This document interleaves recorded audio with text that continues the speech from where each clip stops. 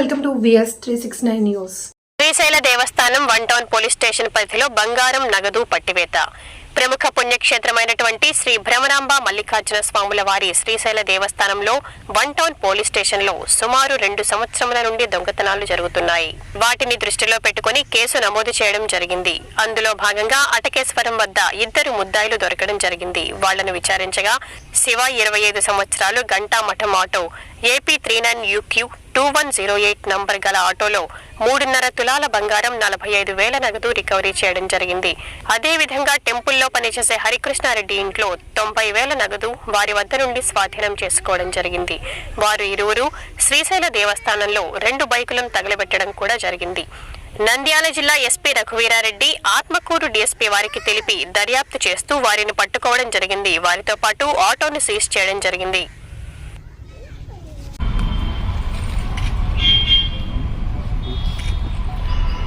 శ్రీశైలం టౌన్లో సుమారు 2 సంవత్సరాల నుంచి దొంగతనాలు జరుగుతున్నాయి. వాటి విషయంగా కేసులు నమోదు చేసినాం.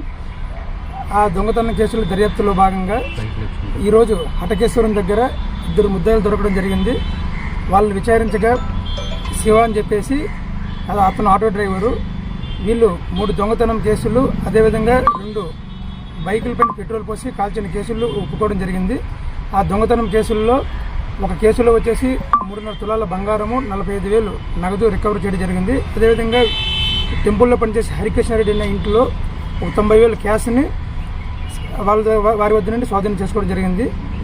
ఇది మన నంద్యాల జిల్లా రాజశ్రీ SP రఘువీరారెడ్డి గారు, అదేవిధంగా మా ఆత్మకూరు DSP శ్రీనివాస్ సార్ సూచనల మేరకు ఈ కేసుని మేము, మా SI గారు, అదేవిధంగా మా సిబ్బంది దర్యాప్తు చేస్తూ వాళ్ళని పట్టుకోవడం జరిగింది. అదేవిధంగా వారి వద్ద నుండి బంగారం మరియు నగదు స్వాధీనం చేసుకోవడం జరిగింది. ఈ బంగారం ఎక్కడ, ఏ కేసులో సార్? ఎవరి ఇల్లు?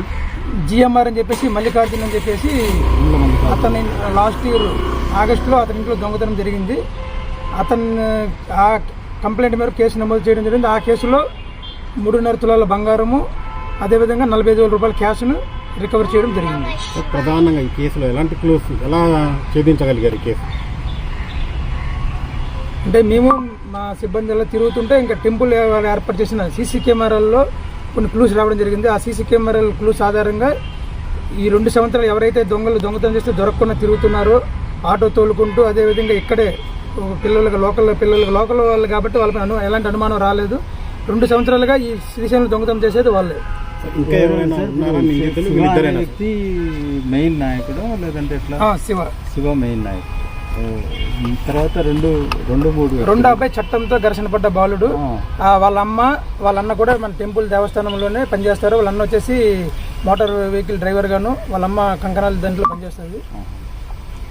ఇంకొక కేసు ఉంది కదా సార్, అదే ఆ కేసులో 90,000 రూపాయలు రికవర్ చేయడం. అదేవరి దగ్గర అది ఆ కేసు వచ్చేసి మేము వచ్చిన తర్వాత రీసెంట్ గా ఒక 15 days అవుతుంది జరిగి. దానిలో దర్యాప్తులో భాగంగా కూడా ప్రధానంగా ఇద్దరైనా ఇంకా ఎవరైనా పాత్ర ఏమైనా ఉందా సార్?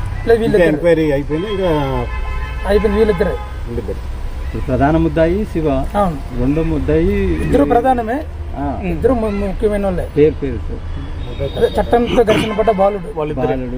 ఇంకొకడు ముగ్గురు ఇద్దరే. Okay, close. ఓకేనా?